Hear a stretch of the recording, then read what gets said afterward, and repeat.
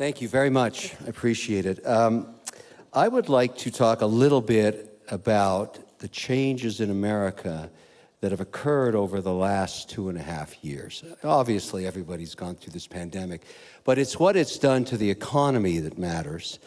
And at the end of the day, it's one of the reasons I'm here, because let's just start with the environment. There's a really, really interesting competition starting between states in America today.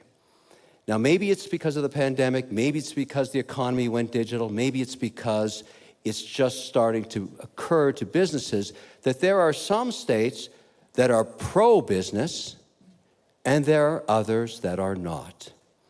Now, very often, entrepreneurs are nervous about calling out a state for being bad at promoting business or having abusive regulation or not having policy from a tax perspective that makes sense. Well, I'm not scared of doing that. New York, terrible for business. New Jersey, terrible for business. Massachusetts, horrifically terrible for business. California is not in business. Now, I say that because I have to make investment decisions all the time, and I'm trying to find places to put capital to work. There's a reason the price of real estate in Miami has gone up 40% in 18 months. It's because everybody that's managing capital in New York and New Jersey and Massachusetts has moved to Miami, and they count their days. And this is a healthy competition between states. This is good. This is good for America. There are good managers and there are bad managers, and there's nothing wrong with calling them out. Now, let's talk about what drives the economy today. Number one, clearly what happened during the pandemic digitized the economy forever. And it's very easy to understand what happened. Let's make it really basic. Most people couldn't leave to go get their groceries for almost 18 months without putting a mask on, or if you're an elderly citizen, maybe never getting out because you were worried about getting COVID. Maybe you didn't know how to use your phone to order groceries. Well, you do now. You definitely know how to do it. No question about it. You figured out all the things that you can do digitally. Now, that's fantastic. There's no question about it. And I'll tell you why. Prior to the pandemic, I was an investor in 34 separate private companies in almost every state. We were in everything, very diverse. Insecticide, gym equipment, greeting cards, commercial kitchens, cupcake distribution, you name it, wireless charging. And that portfolio of private companies was making about 15% pre-tax. And that, by the way, is running on all systems. That's fantastic. And 66% of our economy are private businesses, 50 to 500 million in sales. That is the essence of America. It is the entrepreneur. Maybe it was the grandfather that started the business. Maybe it's the first generation right now. But it's that individual with the fire in their belly that wants to be independent and free that starts a business. And that's the kind of entrepreneur that I support because it's good business. They're all over America. They're everywhere. When the pandemic hit, their traditional forms of distribution, and I'll give you a pie chart of what consumer goods and services looked like pre-pandemic. 50% of sales went through retail, your Targets, your Bed Bath & Beyond, your Walmarts, and that's 50 cents on the dollar. That's good business. They've got massive distribution. They have DCs everywhere. People go to these stores to buy things, and you make 50 cents on the dollar by the time you take all your costs into account. 40% of sales of most of these companies went through Amazon, which is the largest retailer in the world, more or less direct to consumers, but not your consumers, because they make you give up the right to your consumer data, which is okay trade-off to make 60 cents on the dollar. And prior to the pandemic, these companies made 10% on their own websites direct to consumer. So they had their own data. So if you're selling sneakers like a Nike pre-pandemic, and you are about 38% direct consumer, today, around the world, that S&P company is well over 50% direct consumer and is no longer reliant on retailers. Size, color, preference, when these sneakers are purchased, all that data floating in the cloud, making the company very powerful in its ability to direct its capital to the right countries for the right sizes, the right styles.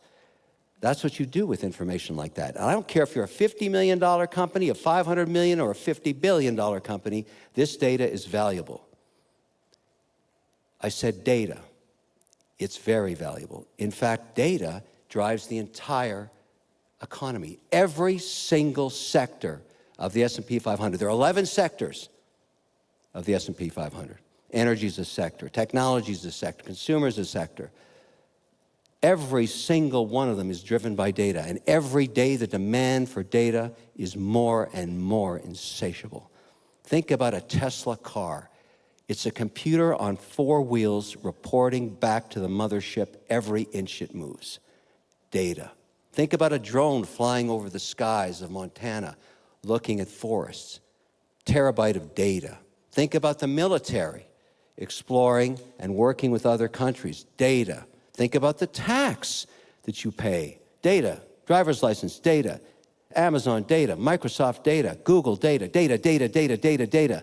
That's what it is. It's the new oil. That's what data is. More valuable than anything else. Very important. Now, where do you put the data? Where do you store the data? What has occurred in the last few months in the Ukraine, this horrific outcome that's occurred there, has woken up every sovereign in the world, not to just war and invasion, but about data. Where do you want your data? If you live in Montana, where do you want your data?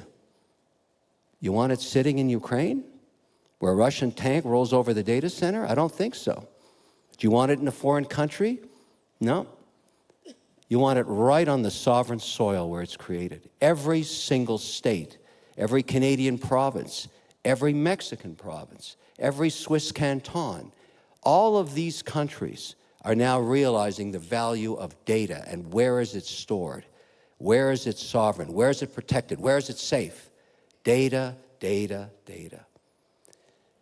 Now, to store data, you need a data center. I don't care if you're in cryptocurrencies or you're doing taxes or you're Tesla, or you're Microsoft, you're Google, you're an advertiser, it doesn't matter. You need a data center. Data centers require semiconductors. Very hard to get. But in the last 18 months, there's something else they require. They need clean power. The world has decided, for good or bad, whether you agree with it or you don't, that ESG really, really matters. And companies that don't abide by a greener future are being punished very harshly in the stock market. And I'll give you a good example. Prior to the ESG mandate put forward by BlackRock, Larry Fink at BlackRock came out with a letter 36 months ago saying, we're the largest money manager on earth, and I want to go green. And companies that don't agree with me, well, they're not going to be part of our mandate. That was a hell of a message. People thought he was kidding. Well, he wasn't. Then the SEC, just 3 months ago, put out a memo saying that they decided that maybe they should audit carbon emissions. In addition to the financial statements, the CEO, the CFO, and the board has to sign the statements, and they've got to find an auditor to sign the statements because people started to use what are called carbon offsets, carbon credits. Well, in that memo, the SEC called them out as BS. You can't run around saying you bought an acre of the Amazon forest and mine coal and say that you're green. That's not going to work for the SEC according to this memo. And the way you could measure the effect of that was all of the public companies on NASDAQ and New York Stock Exchange that were mining Bitcoin, that were trading in proxy to Bitcoin pricing, which is the granddaddy of all cryptocurrencies, their stocks got crushed, down 50, 60, 70, 80, 95% when that memo came out, because they all use carbon credits. They tie to the grid, they burn coal, they're dirty Bitcoin miners. and they no longer have much of a market cap anymore because not this is law, this is the perception of investors, institutional investors, individual investors. So whether you agree with this or not, it is changing the direction of capital. Now, I work in the indexing business. Indexers like me work with sovereign wealth funds. And I'll give you an example. Let's say you're an oil-rich Middle East country making $250 million US dollars a day. The only place you can put that money to work is in the S&P 500. But they don't want to buy more oil because they got enough oil. So they go to an indexer like me and say, look, index the S&P X airlines, X oil. And we get paid for it, and there's lots of us doing it, and we're happy to do it. But they're trying to put so much money to work every day. And there's lots of countries like that. People think, as us, as individual investors, that we really move the market. We're nothing burgers. All of the wealth in the world is in sovereign and pension plans. A lot of it's in America, a lot of it's in Norway, a lot of it's in the Middle East. It's 95% of the market. So when you start thinking about data centers, semiconductors, you've got to solve for a lot of problems and clean power. You build a data center, you're going to pay about $2 million a megawatt. A good data center is 300 megawatts. That's 600 million smackaroos in the ground. You're not going to put that anywhere where the environment's unstable or they don't like business. And I'll give you a good example. I had a project in upstate New York, right beside Niagara Falls. Lots of hydroelectricity, 100% green. 100%. No need for a carbon audit because there's no carbon. Imagine water spilling over a dam, not being used. You can use it to build a data center. What a great idea. New York doesn't like business. They basically put a bill in place saying we're going to make this illegal. We don't want these data centers. Capital stopped flowing there. We moved that facility where? To Norway. Why? They like business in Norway. They want data centers. They have tons of water. And we're building that 300 megawatts in Norway right now. I call it the Norway Model because not only does the government like us, they like the fact that we have investors, there's sovereign wealth funds that have access to semiconductors. They like the fact that we are in partnership with the mayor of that town in northern Norway, that the heat off the computers can actually grow tomatoes with a canning plant we built. And we provide the data centers to universities so they can process information as well. Now, where else can we do that in the world? Where else can we find leadership that likes business, doesn't hate it, that wants to attract it, that has policy that's competitive, that has water and hydroelectricity, that maybe the leadership actually ran a business once, that they actually made payroll in their lifetimes, that they understand what that takes and how hard it is to do? Well, where is that? Right here in Montana, right here. Now, you've heard lots about Florida and lots about Texas. Yes, those states are attracting billions of dollars of capital because the leadership there gets the joke. They want business. And if I sound a little agitated about this, I am. I can't understand why any politician would chase away business. The essence and the heartbeat of America is its economy. A good, strong economy, great jobs solves all problems. That's how it works. You start with your economy, you make it work that way. But unfortunately here, many of our politicians have never run a business. They've never run anything where payroll is required on a Thursday by midnight. They've never read a balance sheet. They simply don't care. And that's why this great competition is starting. And in the great way of entrepreneurs, funds flow to the path of least resistance. The dollar bill doesn't vote. It only looks to where it can get a good return with the least risk. It's not political. It's really smart. And it knows where to go. Well, it's coming here to Montana. Good leadership in both the senator and the governor. These guys have run businesses. You just have to meet them to understand they know how to read a balance sheet. They know that that matters. And there's all kinds of companies figuring it out. Lifestyle's amazing here. It's a beautiful place. The internet doesn't care where you're located anymore. You can talk to anybody in the world, anywhere, anytime. But when it comes to a data center, which is the reason I'm here, we care about where we build it, we care about the power source, and we care about the stability of the environment. We want policy that we can see at least 7 years ahead. Because when you spend that much money, you need time to get your returns and make sure investors are happy and provide services to all the customers you're going to have. Now, we have this amazing digital economy emerging. Lots of controversy about Bitcoin mining, lots of controversy about stable coins, but I'm here to tell you to think about it this way. This is a nascent sector. Data centers serve everybody. Doesn't matter what sector you're in. Bitcoin miners need them, the digital services need them, credit card companies need them. It doesn't matter. What matters in a data center is the source of energy and the stability of the policy and the tax regime and the permits that you need to maintain the business. The demand for these centers is insatiable all around the world. And the states that have figured this out, that have good policy, have wind, have hydro, have solar, have nuclear power, have turbines and dams. This is the future. Not here, just not here, but everywhere. But to the extent that we can put them in states like this, we'll build them. And I'm one of the people here to tell you that. Now, I've made this about 40% of my efforts as an investor because the way I look at this whole digital data center thing, let's go back a couple of hundred years to the gold rush.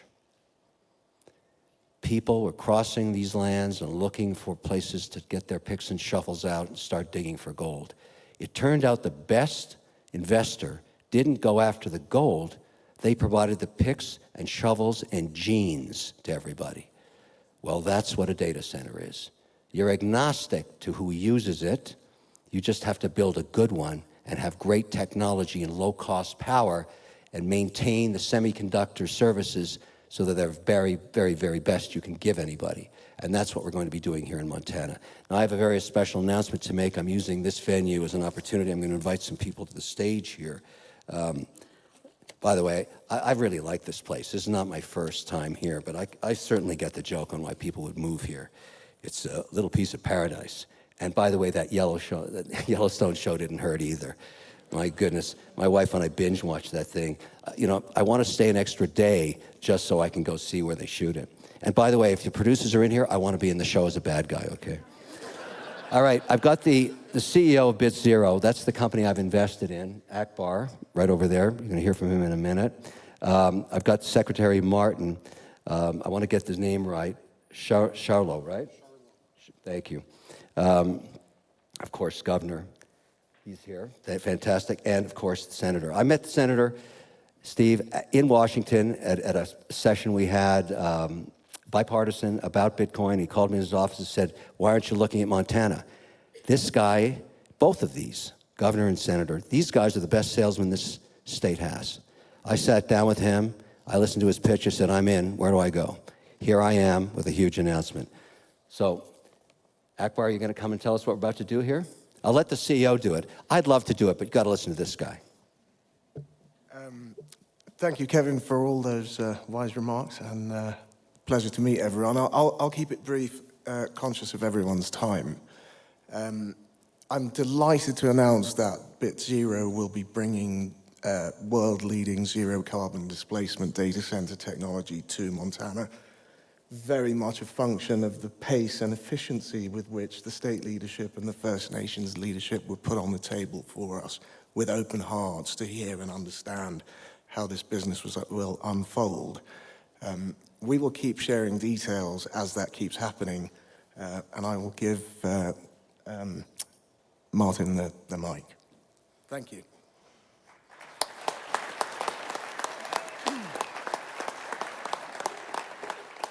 Thank you all. My name is Martin Sharlow. I'm the Tribal Council Secretary for the Confederate Salish and Kootenai Tribes. I live in the Pablo District. Our tribes have always been a people of vision, and I believe that Kevin and Mr. Daines and Governor Jim Forte and Akbar are all bringing this great vision to us. We're looking forward to the opportunity with this summit for you all to kind of get to know us a little bit better.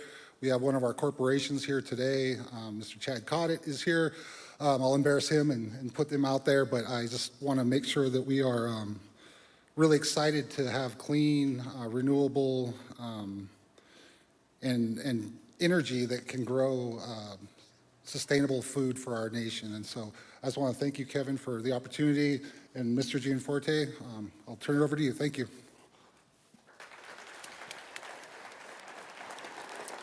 Well, let me start, Mr. Wonderful. Thank you for coming to Montana. Kevin, we had a conversation in the Capitol. You said, I want clean power. I said, well, you should go talk to the Salish and Kootenai tribe because they have Kerr Dam. And we have a regulatory climate where we can build these data centers. Akbar, I appreciate your vision and willingness to invest here in Montana. It's going to create good jobs there in Polson with the building of this data center using the clean power coming off the Flathead River. And it's just the tip of the iceberg. I think there's a lot more opportunity. We appreciate your confidence in us, and we look forward to continuing to work together. So thank you so much for your investment here. Senator Daines.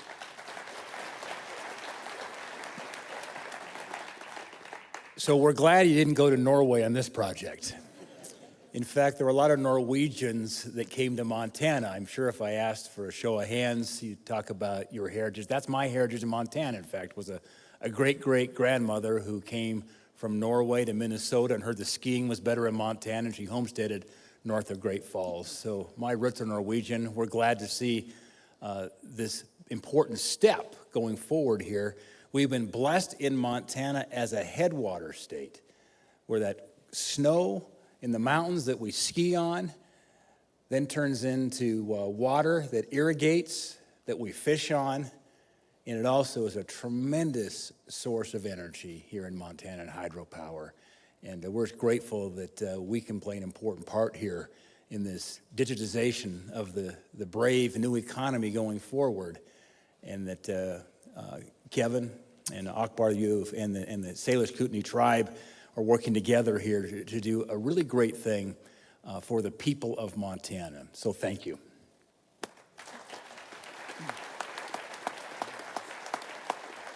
So I'll be coming back soon, and thanks for your hospitality here.